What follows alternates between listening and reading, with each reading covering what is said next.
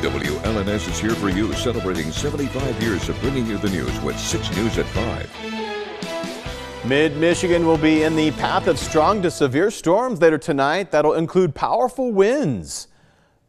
The weather is our top story at 5. Thanks so much for joining us. I'm Jorma Duran, and we're joined in the studio by Chief Meteorologist David Young. Good to see you again.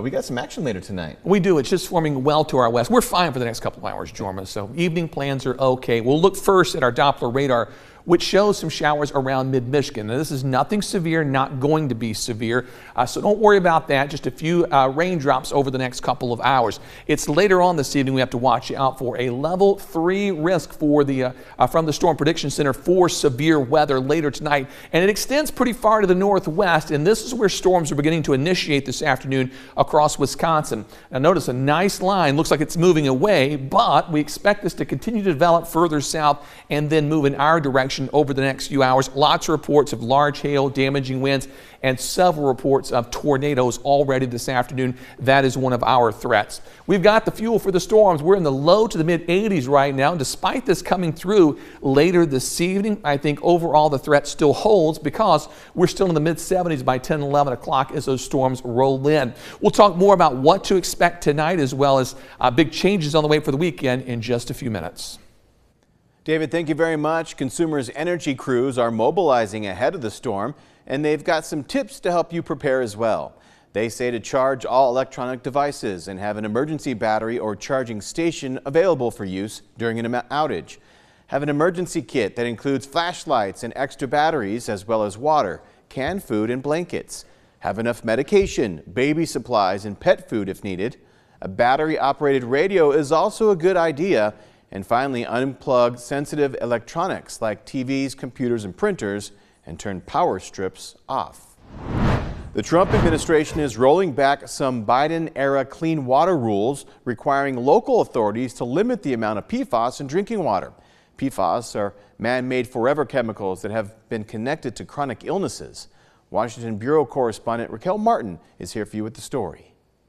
Make America Healthy Again is now a hallmark of the Trump administration, but environmentalists say a decision to roll back regulations on drinking water is putting that pledge to test. You certainly can't make America healthy again if you are putting toxins into the drinking water. Melanie Benish with the Environmental Working Group is slamming the Trump administration's push to weaken regulations on forever chemicals known as PFAS. PFAS are toxic and linked to certain cancers, heart disease, and even birth defects. Hundreds of communities across the country that have been drinking contaminated water for decades, I feel like the rug has been pulled out. After studying the issue, last year Biden's EPA finalized rules limiting how much PFAS could be in Americans' drinking water. But the Trump administration argues the changes were illegal and burdensome. Now, they're seeking to scrap regulations on 4 of 6 PFAS compounds in the original rule. I think there were sometimes they put regulations in place just to have regulations in place. Michigan Republican Congressman Bill Huizenga says some PFAS are dangerous, but Biden went too far. Did they really protect people? Did they stifle an industry? Michigan Democratic Senator Alyssa Slonkin does not see it the same. This is not an issue of overreach. This is an issue of health. After the Flint water crisis, she says Michiganders deserve better. We all should want to keep bad chemicals out of our water and to clean them up. EPA wants to finalize rules by spring of 2026.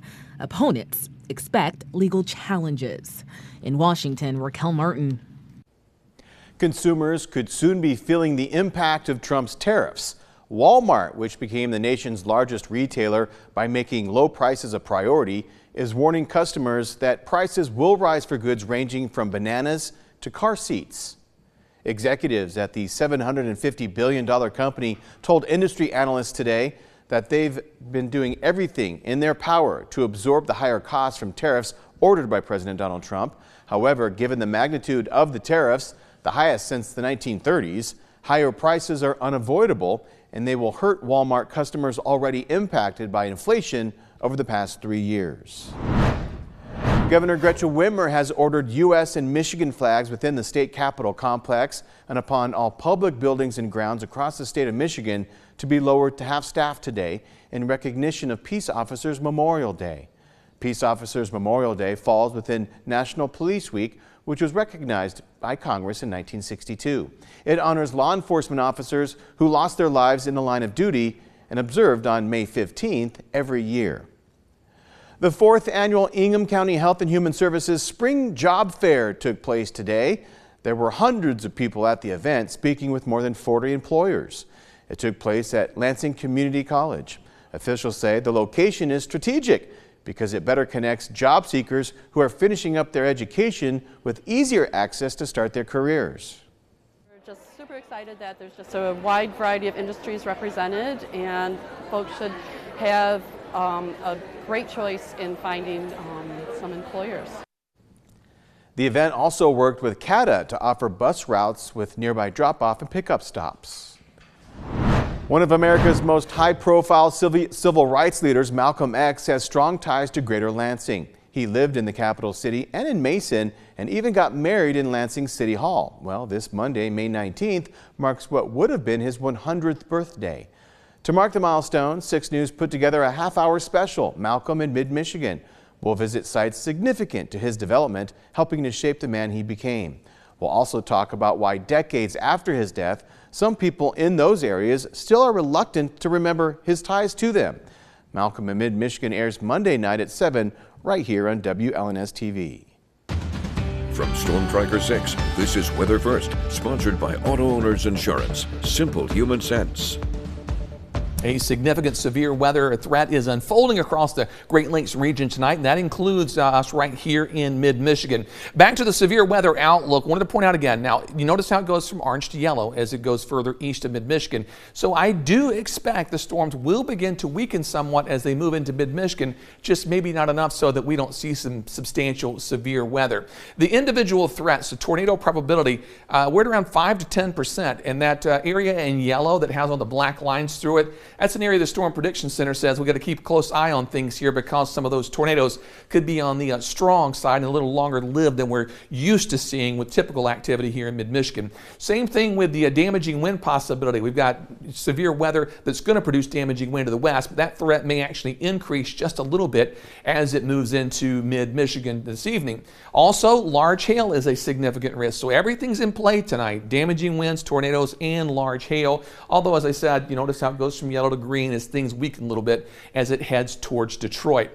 Look right now at the Doppler radar shows off to our west. That's where the real activity is. In fact, I've been watching these storms really closely this afternoon, just seeing how high they grow, what they're doing. A look at our 3D Doppler shows these storms are around 40 to 50,000 feet. That is plenty high to produce significant severe weather. As we isolate the hail potential, notice these 2 hail cores in this storm. And once you go above about 10,000 feet, a lot of that is frozen and will be coming down in the form of large hail.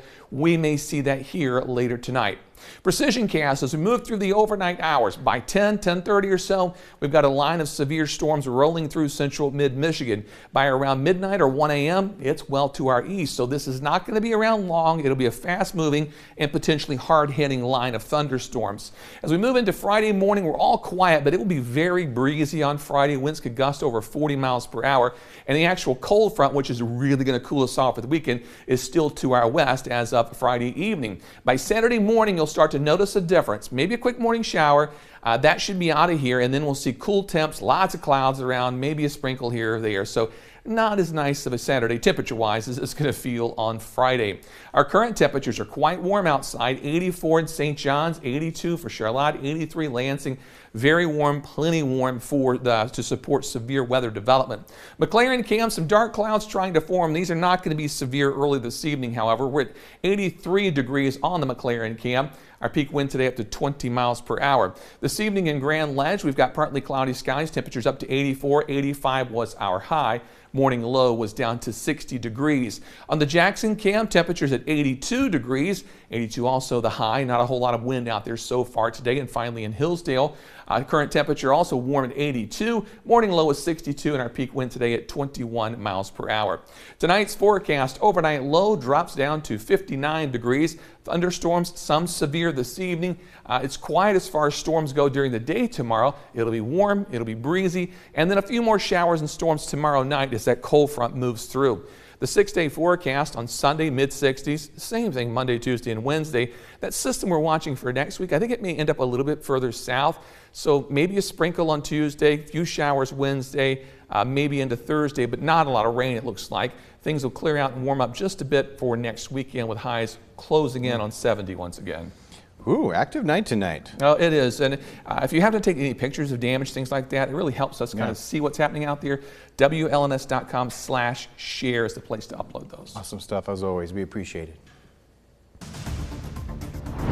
The Supreme Court hears arguments on the sweeping injunctions used to block President Trump's restrictions to birthright citizenship. I'm Erica Brown at the Supreme Court with more on the high-stakes hearing. That story's next, so stay tuned. 6 News at 5. We'll be right back.